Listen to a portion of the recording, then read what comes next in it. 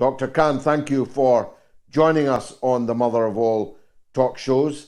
Perhaps you'll explain why you ended up in Gaza and what you found there.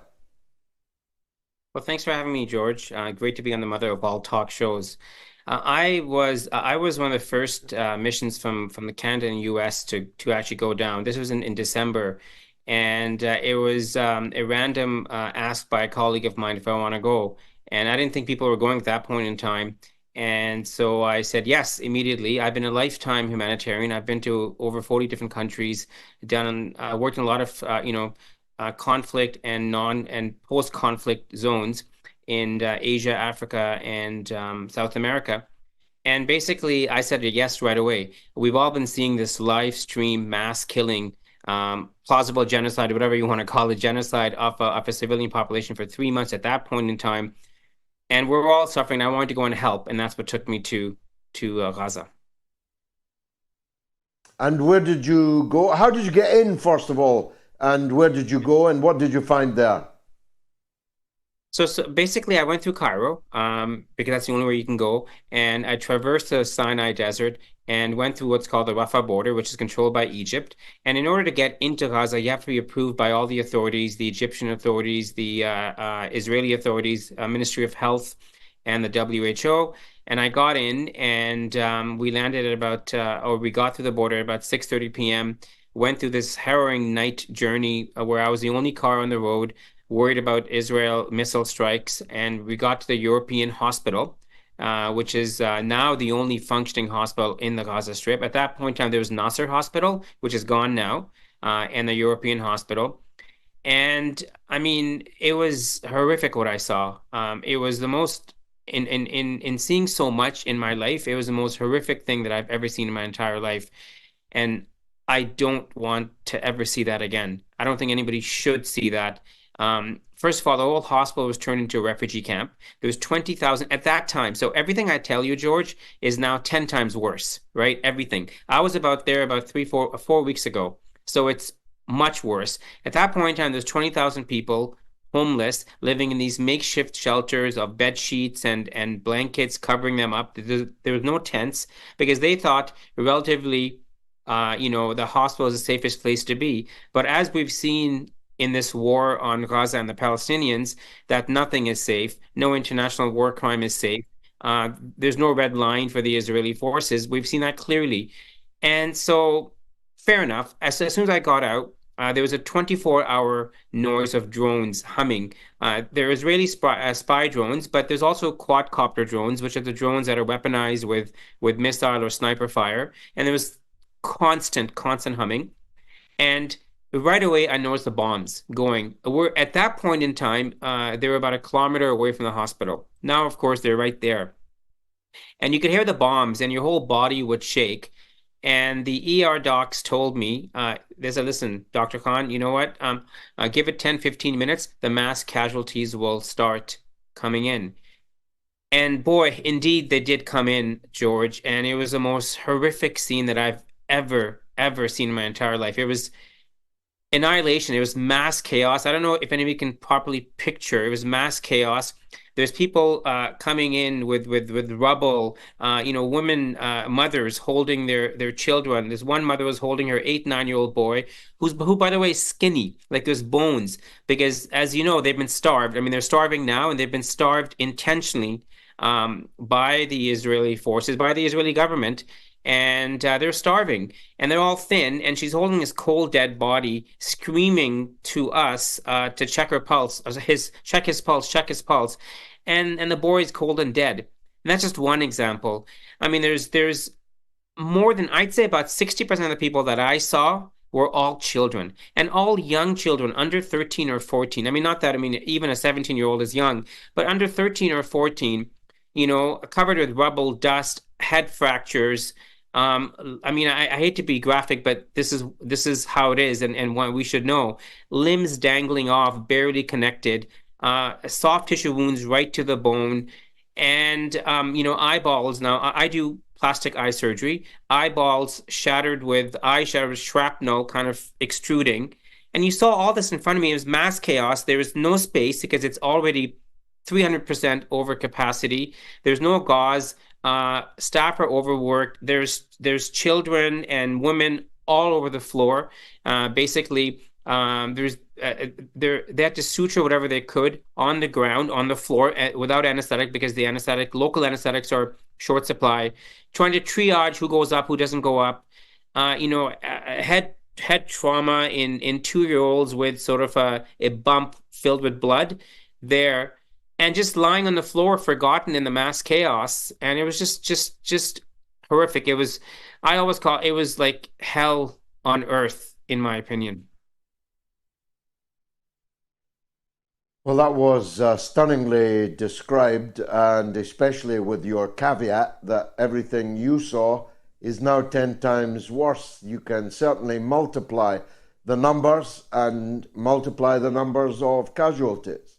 Uh, how badly off was the hospital then in terms of the facilities that it had, given that people are fleeing to hospital even when they're not injured because naively they imagine that a hospital will not be bombed? But of course, as you put it, the European hospital is the last remaining functioning hospital. How badly off are they for medicines, bandages, all the necessary paraphernalia for healthcare? George, it was very bad when I was there. Gauze and antibiotics were minimally there, almost out. Even anesthetics, they had enough to give general anesthesia for now when I was there, but basically not enough for local anesthetic. On my last day when I was leaving, they ran out of morphine. Now, morphine is needed for a lot of major orthopedic procedures and injuries. You need morphine because it's a potent painkiller. They had none of that. I saw, George, people lying all over the floor in the hospital because there's no beds with these orthopedic devices sticking from their legs. They're in unsterile situations. There's one bathroom for 200 people. They're living in closed corners, and their legs are getting infected. So basically, if the initial explosion or sniper fire did not get an amputation, basically the infection would do it, and they'd have to go back to the OR to save their life, would get an amputation. And if they had the proper equipment, proper surgical equipment, surgical instruments, proper supplies, and even anesthetics and antibiotics, you could save a lot of these limbs, right? In one day, I saw 15 legs being amputated. Almost all of them were under 16 years of age. So 14. I myself took about 10 shattered eyeballs out because of shrapnel. And the oldest child I did was 16 years old. I did as young as 2 to 6 to 11 to 12 to 15 and or thereabouts, all young, all with their lives ruined. And I think the thing that we should understand from a healthcare point of view, it's been a completely intentional destruction of the healthcare system, and it's been done with a plan, right? Based on my discussions and my experience of speaking to physicians on the ground, the healthcare officials, the WHO, I was able to, and what I saw myself, get a picture where basically they've destroyed most hospitals. Doctors have tried to repopulate the hospitals, and they've been driven out by sniper fire or killed. They've, the 2,000-pound weapons of mass destruction that the Israeli forces have dropped don't get the tunnels, but they'll get all infrastructure, so sewage pipes, water pipes. You get sewage water mixing with drinking water. Bacterial diseases are rampant. Cholera, typhoid, not far away. Hepatitis A is endemic. Gastrointestinal diseases. And then don't forget, there's 15,000 bodies decomposing under the rubble. Now it's raining there. That rainwater leaches bacteria, mixes with the water supply. You get further epidemics. And the bizarre thing, and you know this, George, the bizarre thing is their politicians have said this openly. They've not hidden any of their plans. They've said that they want epidemics. They've said to wipe everything out, which is really bizarre because it's not like I'm making this up. I mean, they've said this, and they've, over 300 to 400 healthcare workers have been killed: doctors, nurses, paramedics, ambulances. And so, doctors have been kidnapped, right? And furthermore, antibiotics have been limited. So disease is rampant. They're starving. So they're malnourished, which means that they're more susceptible to infections and disease. And basically, it's been so where everything's flattened so that once this is all over, there'll be nothing to return back to. So they'll have to leave to seek healthcare. And that's been the plan from what I believe and from what I've talked to people on the ground, because they've destroyed everything and it makes no sense. It takes years to build a full functioning modern hospital, but seconds to destroy it, right? And so it's and I mean the amount of amputations, George, there's well over 5,000, I'd say. I mean, UNICEF 6 weeks ago said 1,000 approximately or more. There's at least 5,000 children, double amputees, two legs, two arms, one arm, one leg, who've been amputated. And, the specialists say it takes, by the time a child is an adult, it takes 8 or 9 or 12 surgeries to refine the stump, as they grow older. And especially, how is that going to happen? Because most of these kids have lost their parents, their support system, their grandfathers, grandmothers, uncles, aunts. Everybody's gone. So who's going to take care of these kids? So again, the thinking is that, you know what? If the bombs don't get you, disease will get you. And so it's an awful, awful, horrific scenario, George. Really, really horrific.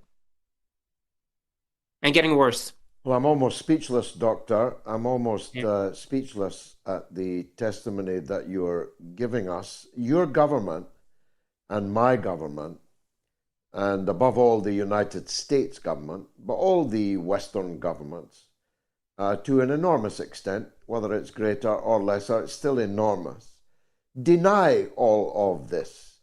For they could not accept it, they could not acknowledge it, because how could they then justify the political stance that they are taking? How is the testimony that you have brought back playing in Canada, once one of the kinder, gentler countries on the earth? No more, but once upon a time. How is it going down in Canada? Well, unfortunately, the stance of our Prime Minister Trudeau currently has been extremely disappointing to all of us who are on the side of humanity.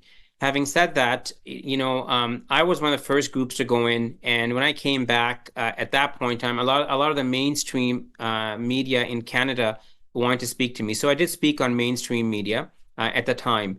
But now, George, if you look back, all these physicians are coming back in the UK, in the US, in Canada, and most of these people I don't know. We all have the same things to say. I mean, I was reading columns written now by physicians who just come back. It's the exact same thing I'm saying. We all have the same story because we're all witnessing, and this is hundreds of doctors now, the same thing, the same cruelty, the same mass killing. I mean, the Israeli killing machine has been vicious. I mean, George, when I was there, I was talking to my colleagues and doctors, and they said that they've seen injuries that they've never seen before, ever. They've seen missiles explode, which with filled with shrapnel intended to do permanent harm, so that any of these kids, if they survive, they'll survive handicapped, right? I've seen them use drones that cause weird amputations. Most amputations occur at the elbow or at the knee. These are above thigh, above arm amputations. And so the thinking is that, Israel with its defense industry, if a weapon is what they discussed with me, if a weapon is battle tested, it's gonna have a higher value, isn't it? Right? So it all adds up to this diabolic plan that they're doing. And again, the bizarre thing, George, is they haven't hidden it. Like the ICJ said these statements in their final hearing. I mean, these are things that are not hidden. For me, the humanitarian and medical trauma is huge. It's huge, and just it's been frustrating, yeah.